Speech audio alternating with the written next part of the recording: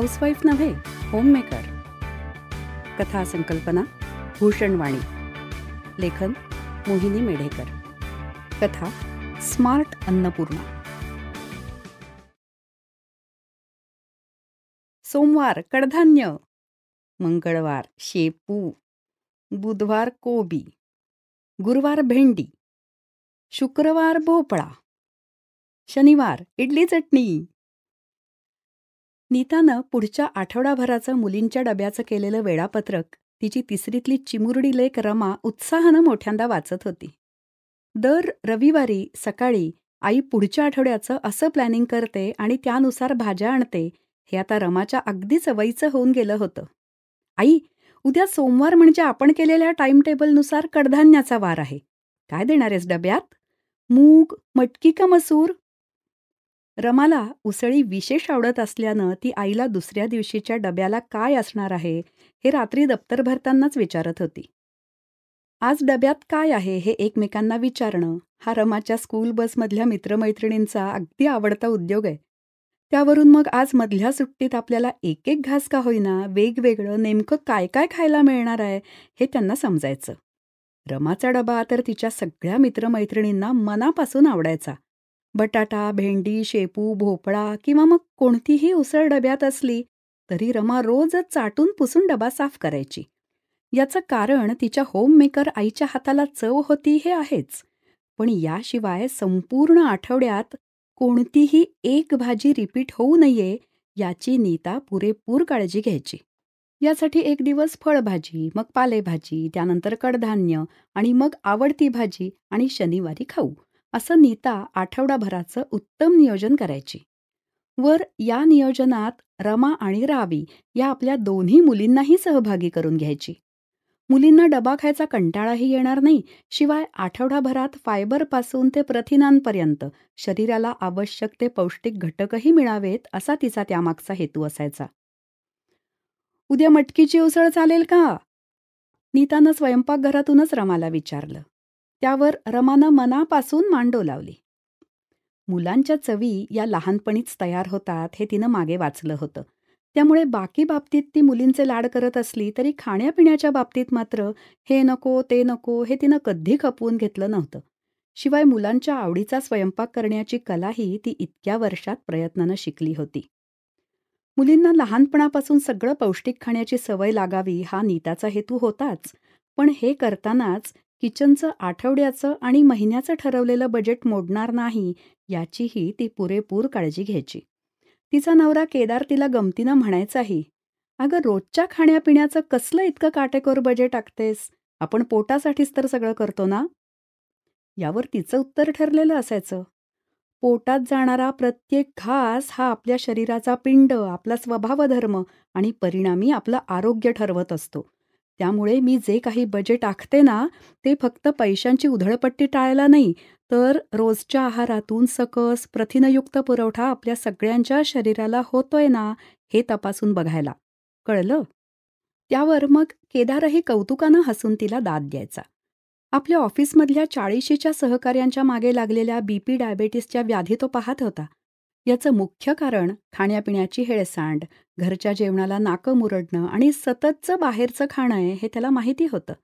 हे जीवनशैलीशी निगडीत आजार पाठीमागे लागल्याने तब्येतीच्या तक्रारी सुरू होतातच, शिवाय आयुष्यभरासाठी गोळ्या औषधांचा खर्चही विनाकारण कसा मागे लागतो हे केदारला त्यांच्या बोलण्यातून जाणवायचं. त्यामुळे आजच्या फास्ट फूडच्या जमान्यातही नीताचं स्वयंपाकाचं चविष्ट नियोजन त्याला मनापासून आवडायचं. कारण त्यामुळे त्याचं आणि घरच्या सगळ्यांचंच पोट जागेवर राहायचं, तब्येत ठणठणीत राहायची आणि सतत कसली ना कसली दुखणी मागे न लागल्यानं विनाकारण पैसेही खर्च व्हायचे नाहीत.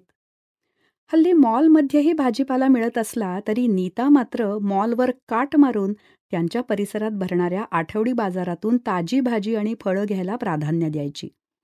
एकतर तिथे थेट शेतकरी हे त्यांच्या शेतात पिकलेली ताजी भाजी आणि फळं घेऊन यायचे. शिवाय बाहेरच्या तुलनेत तिथली भाजी किफायतशीर असल्यानं भावात घासाघीस अशी करावीच लागायची नाही.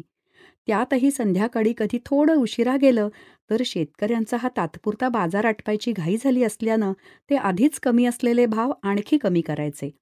रमा आणि रावी कधी सोबत आल्या तर ती शेतकरी काकांची किंवा मावशींसोबत मुद्दाम काही विषय काढत गप्पाही मारायची, ज्यायोगे मुलींच्या कानावर 4 वेगळ्या गोष्टी पडायच्या. मग कधी कुतूहलानं मुलीही त्यांना काही-बाही विचारायच्या.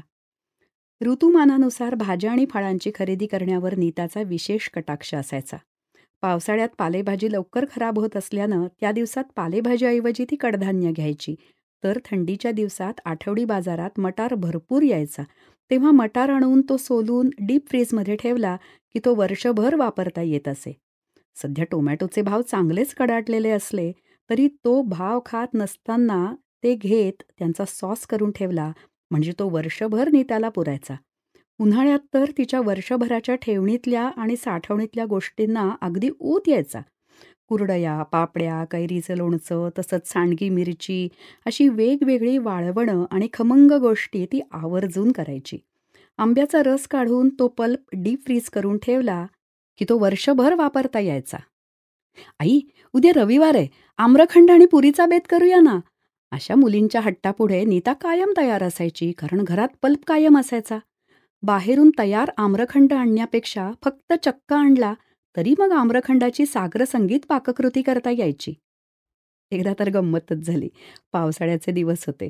रमा आणि रावीचे आजी-आजोबा न कळवता गावावरून आले. नेमकी त्याच वेळी नीता भाजी आणण्यासाठी बाहेर पडणार होती, कारण तोच आठवडी बाजाराचा दिवस होता. आजी-आजोबांना पाहून त्या तिघींना आनंदच झाला.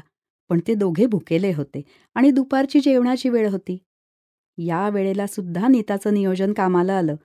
घरात भाजी नसल्यानं काय करावं हा खरं तर प्रश्न होता. पार्सल ऑर्डर करण्यापेक्षा तिनं ताबडतोब सांडग्याची रस्सा भाजी आणि गरमागरम भाकरी करायला घेतल्या. सोबतीला घरी विरजण लावलेलं दही आणि भात होताच. आजी-आजोबा पोटभर जेवले आणि जेवण झाल्या झाल्या प्रवासाच्या थकव्यानं गाढ झोपी गेले. भाजी नाहीये, मग आता काय करू असं म्हणून नीतानं हातपाय गाळले नाहीत, की ऑनलाईन जेवण मागवण्यात वेळ आणि पैसे घालवले नाहीत. कारण तिला माहीत होतं की आजी-आजोबांना ते जेवण आवडणार नाही. शिवाय घरी येईपर्यंत ते जेवण थंडगार होऊन जाईल. मग परत ते जेवण गरम करा आणि त्यांना वाढा. यापेक्षा मुलींशी बोलून हातपाय धुवून येईपर्यंत नीताचा स्वयंपाक तयार होता. नीताच्या या गुणाचं सर्वांनाच नेहमी कौतुक वाटायचं.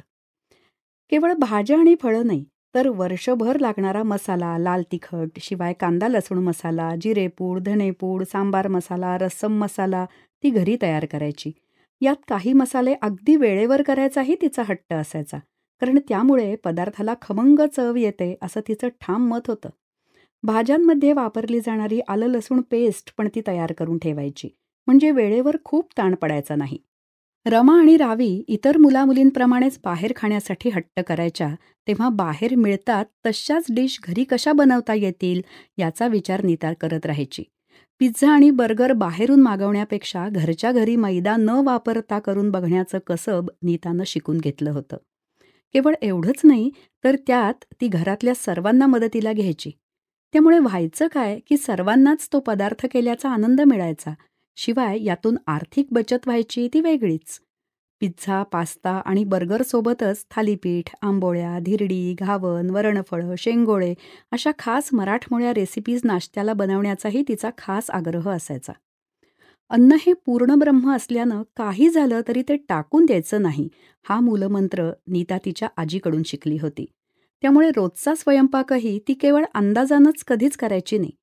त्यांच्याकडे येणाऱ्या पोळ्याच्या मंजूबाईंनाही ती सांगेल तितक्याच पोळ्या करण्याची तिची सूचना असायची. नवीन असताना मंजूबाईंनी 1-2 दिवस सांगितल्यापेक्षा जास्त पोळ्या होत आहेत असं कारण देत उरलेली पोळ्यांची कणिक फ्रीजमध्ये ठेवली. त्यावर फ्रीजमध्ये ठेवलेली गोष्ट कायम चांगलीच राहते हा कसा गैरसमज आहे. पूर्ण दिवस फ्रीजमध्ये कणिक ठेवल्यानं त्यातली सत्व कशी निघून जातात. त्यामुळे पोळी ही कशी नेहमी ताज्या कणकेचीच करायला हवी, हे तिनं मंजूबाईंना नीट समजावून सांगितलं. त्यानंतर त्यांनी एकदाही उरलेली कणिक फ्रीजमध्ये ठेवली नव्हती. नीतामुळे उलट त्याही लागेल तितकीच कणिक भिजवायला शिकल्या होत्या. ज्याशिवाय चुकून कधी दूध नसलं तर त्याचा कलाकंद कर, सकाळची भाजी उरली तर ती रात्री खिचडीत टाक, क्वचित कधी मस्त खमंग फोडणीची पोळी कर, अशा नाना उपायांनी नीता अन्नाची नासाडी टाळत असे. नीताच्या सोसायटीतल्या मैत्रिणी तिला नेहमी म्हणायच्या, "अगं, तू तर साक्षात अन्नपूर्णा आहेस. आम्हालाही सांगत जा गं तुझ्या खास टिप्स आणि सिक्रेट रेसिपीज." यावर तीही हसून म्हणायची, अगं तुम्ही पण सगळे अन्नपूर्णाच आहात. फक्त थोडंसं नियोजन केलं की सगळं सोपं होतं. आता आपण ऐकले अपर्णा जोग यांच्या आवाजात स्मार्ट अन्नपूर्णा. लेखन मोहिनी मेढेकर. कथा संकल्पना भूषण वाणी.